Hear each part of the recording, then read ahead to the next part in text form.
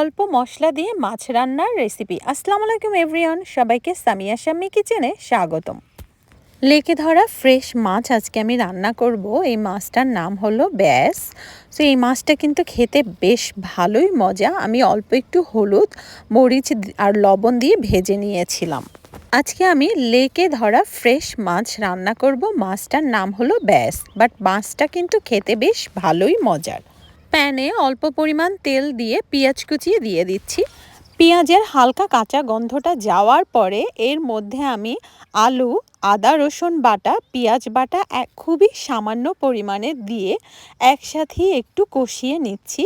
আর এরপরে অল্প পরিমাণে লবণ আর হলুদের গুঁড়া দিয়ে আরও একটু ভালো করে কষিয়ে নিব। তারপরে অল্প সামান্য পরিমাণে পানি দিব ভালো করে কষানোর জন্য।